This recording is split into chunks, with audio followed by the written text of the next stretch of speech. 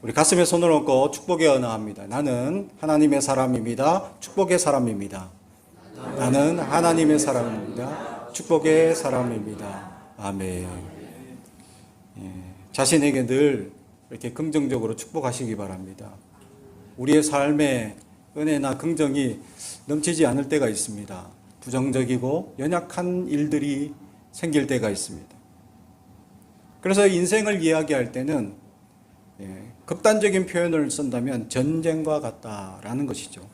경쟁하고 아픔이 있고 분쟁하고 분노하고 싸우고 또 이상기후로 아직까지 덥고 나라들은 21세기가 넘어가는데도 불구하고 전쟁을 하는 세계 속의 상황들 속에 보면 인생은 아직도 전쟁 중에 있다라는 것입니다. 그런 전쟁 속에서 사람들은 절망하고 실망하고 좌절합니다. 실제로 전쟁을 한 군인들 속에서는 외상 후 스트레스 장애라는 PTSD를 경험하게 됩니다.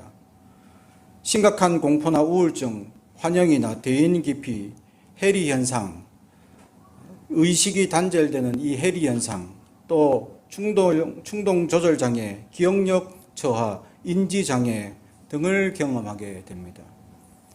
연구에 따르면 이 충동적인 사건들을 경험할 수 있다고 합니다. 꼭 전쟁이 아니라도 일평생에 한 50에서 60%의 사람들이 극단적인 상황을 경험하게 되는데 이 극단적인 상황을 경험할 때 이 질병이 PTSD라는 질병이 나타나는 사람들이 몇 프로가 되냐? 6.7%가 된다고 합니다. 어떤 사람은 나타나고 어떤 사람은 나타나지 않더라. 한국 남자들은 대부분 군대를 갑니다. 그래서 군대를 가면 대부분 제가 군대 생활을 했을 때만 해도 폭언과 폭행이 아주 난무하던 시절이었습니다. 이렇게 얘기하면 나는 더 맞았습니다 하시는 분들이 간혹 있더라고요. 제가 군대에 있을 때 잠수함이 침투해가지고 난리가 났던 때였습니다. 김일성이 죽었습니다. 또 김일성이 죽고 나니까 어떻게 됩니까? 전 부대가 난리가 났습니다. 제가 김일성하고 원수가 진 사람입니다. 왜? 김일성 때문에 일주일 군생을 더 했습니다. 말년인데 제대가 코앞이었는데 김일성 때문에 제대가 멈춘 거예요. 왜? 전쟁이 날 수도 있으니까 제대하는 사람 멈춘 겁니다. 일주일 대기 더. 따로 의무실에 그 말년 병장들만 따로 모아가지고 그냥 밥만 먹여주는 거예요. 아무것도 안 해. 일주일 동안 군생을 더 했습니다. 내가 평생에 김일성하고 관계가 되어질 줄을 생각지도 못했는데 나타나더라. 제가 이 얘기를 하니까 어느 장로님은 나는 한 달 더 했다. 왜? 북한에서 도끼 만행 사건이 일어났던 시절이라 나는 한 달 더 했다. 일주일이면 작은 줄 아세요. 이렇게 얘기하시던 장로님의 얘기를 듣습니다. 24시간 긴장해야 되고 폭언과 폭행이 난무하는 그런 군생활 가운데 처해 있을 때 어떤 친구들은 PTSD를 겪을 수도 있다라는 것입니다. 여자들의 경우들은 또 다르죠. 아이를 낳는 과정 가운데 몸의 변화와 출산의 극심한 고통 때문에 또 우울증이나 이런 정신적인 스트레스를 받을 수 있다라는 거죠. 저희 첫째 만날 때만 해도 제 아내가 24시간 병원에서 상고를 알았습니다. 그때 무통 이 주사가 10만 원이었는데 24년 전에 10만 원이 없어서 그냥 고통을 24시간 다 당해라 하고 내버려뒀던 아주 나쁜 남편입니다. 그죠? 하늘이 노래져야 애가 나온다 하는 그 고통을 24시간 겪었으니 얼마나 힘들겠느냐. 근데 끝내 순산하지 못하고 결국은 수술했습니다. 심장박동이 이상해진다. 의사가 순산을 시켜 유도를 했는데 안 된다. 결국 수술을 해서 나왔죠. 이처럼 여성들은 이 아이를 낳는 과정 가운데서 또 출산하고 아이를 양육하는 과정 가운데서 우울증을 경험하게 됩니다. 정신적인 스트레스 때문이죠. 직장에서는 상사의 눈치를 봐야 되고 또 직장 속에 경쟁을 하면서 점점 우리는 피폐해지는 감정을 느끼고 있다라는 것이죠. 강한 정신력으로 이 모든 어려움과 문제들을 대부분은 견뎌내고 이겨냅니다. 하지만 극심한 일부의 사람들 6.7%는 우울증이나 또 질병에 노출되는 사람들이 생겨나기 시작합니다. 현대의학에 와서는 우울증이 50% 정도 사람들이 지나갈 수 있다라고 얘기합니다. 여러분도 알 수 없는 그 순간에 우울증이 지나갔을 수도 있습니다. 어느 날 갑자기 생활이 저조해지고 의욕이 상실하고 식욕도 상실하고 여러 가지 하려고 하는 의지도 없고 수면 장애가 생기고 잠을 자지 못하는 것과 많이 자는 현상들 두 개 다 문제가 있다라는 증거이죠. 이처럼 우리는 알지 못하는 이런 장애들을 우리도 모르게 지나가며 살아갑니다. 생활이 일상이 전쟁이기 때문입니다. 이러한 전쟁에 살아가는 우리를 향해서 오늘 사도 바울은 디모데에게 또 싸우라고 얘기합니다. 근데 선한 싸움을 하라고 말씀합니다. 그러나 오늘 본문은 일반적인 싸움이 아니라 영적인 싸움을 의미하고 있다라는 사실이죠. 영어로 evil이라는 단어 속에 D라는 단어를 붙이면 devil, 마귀가 되고 있다. 악의 존재를 부인하는 사람은 거의 없다. 그리고 많은 사람이 악의 근원은 마귀라고 믿고 있다. 라고 C.S. 루이스는 얘기하고 있습니다. 사탄의 역사가 우리를 전쟁에 휘말리도록 우리를 이끈다라는 사실입니다. 그래서 주님의 기도는 우리를 미혹에 빠지지 말게 해달라고 주님께서 기도하고 있다라는 사실이죠. 현실이 어렵고 물질이 없으면 눈물 나고 괴로운 이 사실 속에 우리는 날마다 싸움을 하고 있습니다. 영적인 싸움에 있어서 그냥 싸우는 게 아니라 선함의 단계를 좀 더 높이라고 말씀하고 있다라는 사실입니다. 다시 말하면 우리의 모든 삶에 있어서 선함이라는 증거가 나타나야 한다. 오늘 12절 믿음의 선한 싸움을 싸우라 영생을 취하라 이를 위하여 내가 부르심을 받았고 많은 증인 앞에서 선한 증거를 하였도다. 아멘. 사도 바울은 많은 사람들 앞에서 선하다라는 증거가 있다는 겁니다.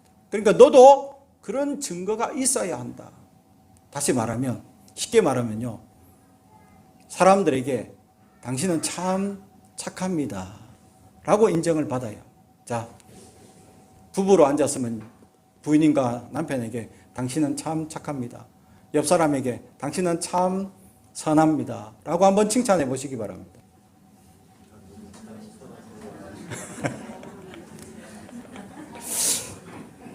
목소리가 작은데요.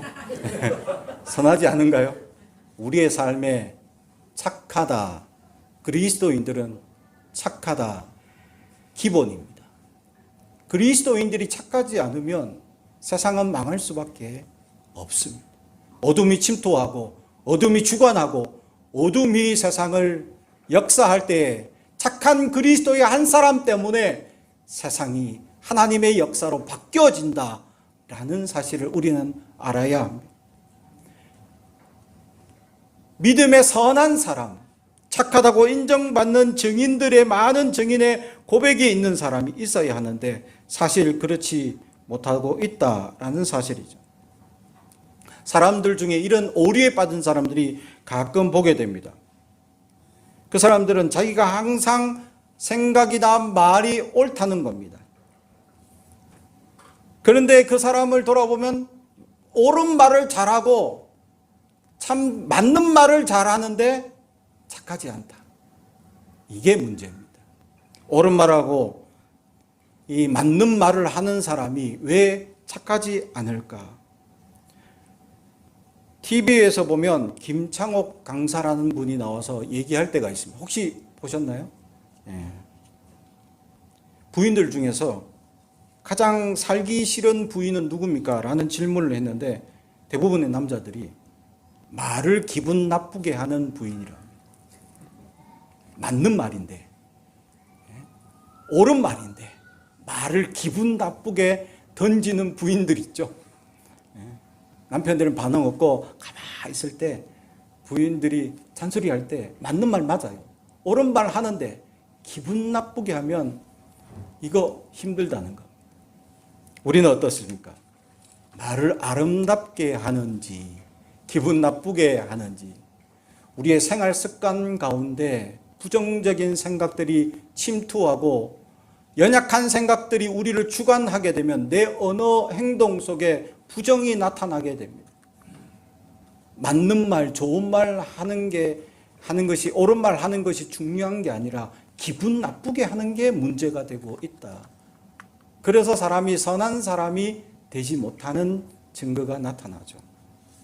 그리스도인들은 옳다고 진리가 아닙니다. 옳다고 사람을 기분 좋게 해주는 것이 아닙니다.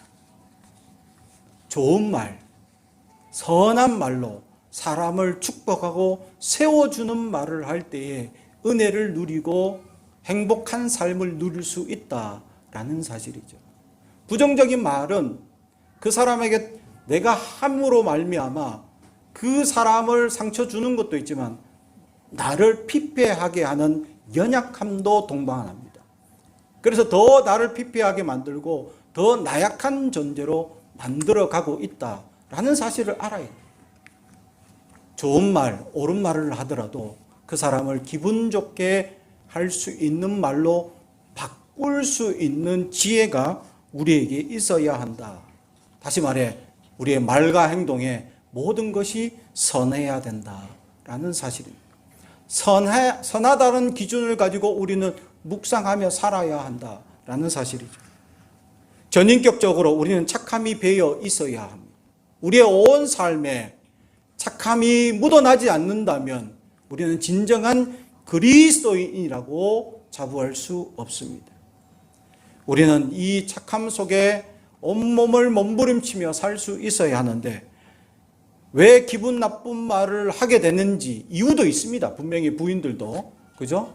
남편이 말을 안 듣거나 부족하거나 그죠? 불만이 표출되는 현상이 옳은 말을 하지만 기분 나쁘게 하기 때문입니다. 분노가 우리를 사로잡게 되면 어떤 현상이 되느냐? 켈빈 밀러의 신학 교수이자 목회자는 생활 속의 영적인 싸움의 이야기라는 책 속에서 헬라어에는 분노를 의미하는 단어가 두 가지 있는데 하나는 로마서 2장 8절에 나오는 투모스라는 단어이고 다른 하나는 오르게라는 말인데 전자는 변덕스럽기 짝이 없고 비이성적인 사탄과 인간의 분노를 일으키는 것이며 후자는 악에 대하여 하나님이 보이시는 변치 않는 분노를 가리킵니다. 하나님의 분노는 오직 사탄을 향해 고정되어져 있다라는 사실이죠. 우리의 분노는 어디에 고정되어져 있습니까?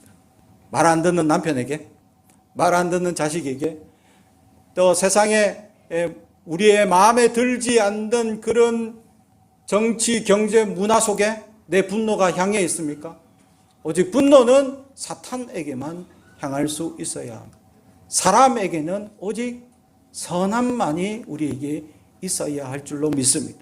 사랑하는 성도 여러분, 우리가 우리 안에 선함이 없어지고 있지는 아니합니까? 세상에 일어나는 수많은 현상들을 자꾸 듣고 습득하고 우리가 보다 보면 나도 모르게 세상의 부정이 나를 주관하고 있다는 사실을 깨달아야 합니다. 자각해야 합니다. 세상의 부정이 나를 주관하지 못하도록 하나님의 선한 성품으로 우리는 오늘도 날마다 기도하며 선함이 나를 주관하여 달라고 주님께 부르짖고 나아갈 수 있어야 한다라는 사실이죠. 착한 그리스도인으로 산다는 것은 쉽지 않습니다. 한 번 더 생각해야 되기 때문에. 내 생활 습관을 바꾸려 하면 언어적, 행동적 습관을 바꾸기 위해서는 한 번 더 멈추고 생각해야 하기 때문이죠. 평소에 나왔던 생활 습관이 바뀌어지고 점점 행동의 변화가 나타날 수 있습니다. 그래서 이게 힘듭니다. 그렇게 바꿀 수 있는 순간순간들마다 힘들기 때문입니다. 손해 봐야 하고 알고 속아주고 이해해주고 양보하고 헌신하며 살아가는 선함이 우리한테 나타나야 하기 때문입니다. 그래서 오늘 성경은 믿음의 선한 싸움을 싸우라. 우리 안에 싸워야 하고 세상과 싸워야 하기 때문입니다. 선함이 내 안에서 배어서 나타나기까지 우리는 자신에게 싸워야 하기 때문입니다. 믿음의 선한 싸움을 하기 위하여 우리에게 필요한 말씀이 뭐냐? 18절 선을 행하고 선한 사업을 많이 하고 나눠 주기를 좋아하며 너그러운 자가 되게 하라. 아멘. 너그러운 자라는 말 헬라어로 코이노쿠스라는 말을 썼는데 원형으로는 코이노코스인데 이건 이 코이노노스와 이 같은 어원을 가진 동무, 반려자와 같은 어원을 가져서 이 함께 나누는 또는 공감하는, 교제하는 것을 가지고 있습니다. 마음이 넓고 아량이 넓은 사람이 되라라고 이야기하고 있습니다. 여기에 우리는 아량이 넓고 사람들에게 공감하기 위하여 공감력에 한번 주목해 볼 필요가 있습니다. 독일의 의학자였던 요하임 바우스는 그는 연인 사이에 공감을, 연인이 되어서 둘이 사귀고 있는 사람들이 공감을 너무 잘하면 어떻게 되는지 아십니까? 부부가 됩니다. 부부가 된 사람이 공감을 못하기 시작하면 어떻게 됩니까? 이혼합니다. 결국 부부는 공감을 잘 해주는 사람. 아이들에게 교육학적으로 잘 해주기 위한 방법이 하나 있습니다. 발달심리나 이런 데에서 가르쳐주는 용어죠. 쿠나랍니다. 그렇구나. 그랬었구나. 많이 힘들었었겠구나. 마음이 아팠었겠구나. 라고 이해해주고 공감하는 용어를 쓰라는 거죠. 근데 우리는 이런 용어를 잘 안 씁니다. 네가 뭐 잘못해서 그렇지. 네가 뭐 어떤 실수를 해서 그렇지 않을까가 아니라 나쁜 결과가 나고 나쁜 일이 나타나더라도 왜 그랬을까라고 물어보면 그 개인은 항상 자기의 이야기가 있습니다. 그것을 들어주고 공감해 줄 때에 그 나쁨이 이제 착함으로 변화되는 현상들이 나타나게 된다라고 교육학에서는 가르치고 있다는 거죠. 다시 말하면 우리 아이들을 가르칠 때 쿠나쿠나를 잘 해야 됩니다. 집에 가서 이제 써 보십시오. 아이들이 막 자기 화를 내고 막 이럴 때 왜 화를 내? 어떤 문제가 있어? 라고 이제 물어보면서 아, 그랬었구나. 힘들었겠구나. 라고 공감을 해주면 됩니다. 할아버지, 할머니. 이분들은 다 용서돼. 다 받아줘. 그죠? 그래서 쿠나쿠나를 잘 하시는 분들이 자비와 너그러운 마음이 있기 때문에 그렇게 할 수 있다. 넓은 마음, 아량이 넓어서 그렇게 이해하고 공감할 수 있기 때문입니다. 현대의 많은 이들이 가난해서 소외되고 무지해서 소외되고 신체가 불편해서 소외되는 수많은 소외되는 사람들이 있습니다. 우리는 이 소외되는 사람들을 찾아가서 공감해주고 이해하는 그리스도인들이 될 수 있어야 한다라는 사실이. 저희 큰딸이 유치원 교사인데 하루는 유치원에서 울었다는 겁니다. 제가 그 얘기를 듣는 순간 아빠라서 욱 하고 올라왔습니다. 아니 귀한 우리 딸을 누가 눈물을 흘리게 했어. 최근에 부원장님이 좀 힘들게 했다는데 부원장님이 그렇게 혹시 너를 울리게 했니? 아니면 부장 선생님? 아니면 원장님? 아니면 누가 너를 그렇게 눈물 흘리게 했어? 라고 막 제가 공감을 극대로 해주기 시작했습니다. 그런데 저희 딸이 아니 선생님 때문이 아니라 아이 때문에 울었다는 거예요. 그 순간 저는 머리를 스칩니다. 아, 이게 문제 아주 장난기가 심한 아이가 있구나. 그래서 아이가 너무 힘들게 해서 눈물을 흘렸구나 라고 생각을 했는데 또 그것도 아니었습니다. 왜냐하면 우리 딸이 눈물을 흘린 이유는 아이 하나가 또래보다 가장 키가 작고 덩치가 작은 아이인데 굉장히 똑똑한 아이였습니다. 근데 대부분 아이들은 그 또래에서 유난히 덩치 크고 큰 아이 한 명이 다른 아이들을 주관하는 거예요. 야, 놀자! 이렇게 하는데 그 아이를 빼는 겁니다. 왜? 같이 놀다 보면 너무 똑똑해서 이건 이렇게 해서 저렇게 해서 생물학적으로 어떻게 해도 6살짜리인데 그렇게 얘기를 한다는 겁니다. 남들보다 제가 볼 때는 그런 얘기를 들으면 야, 얘는 수재다 할 정도의 수준으로 6살짜리인데 뭔가 지식을 자꾸 전하는 거야. 이게 노는 문화에서 아이들이 아무 생각 없이 놀아야 되는데 자꾸 끼어들고 그래도 안 그래도 조그만 애가 이러니까 왕따를 시키는 거예요. 그래서 저희 딸이 선생이니까 안 돼. 그렇게 왕따 시키면 안 돼. 같이 놀아야 돼. 친구들은 같이 놀아야 돼. 하고 해도 이게 잘 안 된다는 거예요. 그래서 속상해서 자꾸 소외되고 있는 혼자 노는 모습을 볼 때마다 눈물을 흘렸다라는 사실이죠. 소외된 자들을 향하여 눈물을 흘릴 수 있는 여러분이 될 수 있어야 한다라는 사실이죠. 이 시대에 수많은 소외되는 자들이 있습니다. 더 많이 부딪히고 더 많은 힘들이 우리를 연약하게 만들고 사람들의 싸움과 분쟁 가운데에서 소외되는 사람들이 나타나고 어려움과 질병으로 쓰러지는 자들이 이 시대에 많기 때문입니다. 우리는 이 시대에 어렵고 힘든 이들을 위하여 나아갈 수 있어야 하는데 6살만이 왕따시키고 소외시키는 문제가 아닙니다. 왜냐하면 지금 이 시대의 어른들에게도 이런 현상이 일하게 나타나기 때문입니다.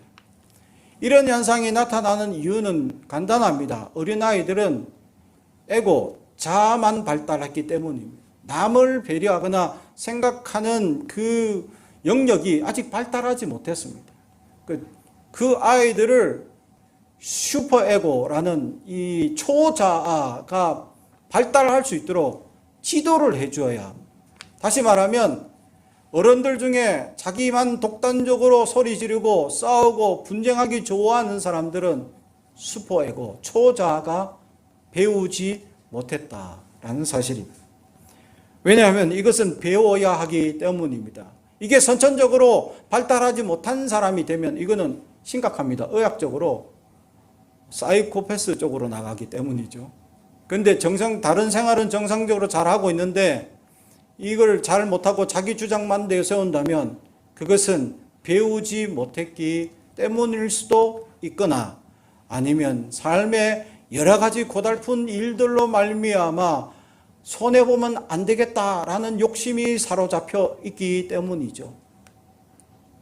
그렇습니다. 세상 사람들은 그렇게 자기만 생각하는 이기적인 사람들이 많이 있기 때문입니다. 그리스도인들은 자기만 생각하는 사람들이 아닙니다. 예수님께서 이 땅에 오셔서 모든 율법을 한마디로 우리에게 말씀하셨죠. 하나님을 사랑하고 내 이웃을 내 몸과 같이 사랑하라. 할렐루야. 사랑이 기독교의 핵심이다라는 사실이죠. 그러므로 우리는 사랑하고 서로 섬기며 이해하고 바라보며 양보하고 착함이 배어 있고 너그러운 아량으로 바라볼 수 있어야 하는데 사람들은 속 좁고 끊임없이 우리를 바보로 여겨서 괴롭히고 힘들게 하더라도 우리는 견디며 나아갈 수 있어야 합니다. 왜냐하면 정답이 오늘 있기 때문입니다. 오늘 말씀 19절 이것이 장래에 자기를 위하여 좋은 터를 쌓아 참된 생명을 취하는 것이니라. 아멘. 그렇습니다. 참된 생명을 얻는 놀라운 비결이 내 안에 너그러움과 착함의 싸움을 투쟁하며 싸울 수 있는 우리로 살아갈 때 세상 가운데 아무리 비굴하고 세상이 아무리 힘들고 세상이 아무리 우리를 속일지라도 세상이 아무리 어렵고 세상 사람들이 끊임없이 우리를 괴롭게 할지라도 그리스도인들은 십자가만 바라보고 우리는 선한 싸움을 너그럽게 베풀며 살아갈 수 있어야 합니다. 하나님은 우리가 의미 있는 삶을 살기 원합니다. 또한 그리스도께 헌신하는 삶, 곧 목적으로 충만한 삶을 살기로 선택했다는 것을 아는 데서 오는 기쁨을 누리길 원합니다. 뿐만 아니라 우리가 스스로 종의 옷을 입고 종의 눈으로 세상을 보기를 간절히 원하십니다. 세상은 예전에 그리스도께서 그랬던 것처럼 오늘날 우리에게도 악한 악한 세력이 모든 희망을 살라버리는 그런 곳이기 때문이죠. 그리고 우리는 그 세상의 한가운데 살면서 꺼져버린 희망의 불씨를 그리스도의 이름으로 다시 되살릴 기회를 바라며 소망의 끈을 놓지 않는 저와 여러분이 되길 주님의 이름으로 축복합니다. 기도하겠습니다.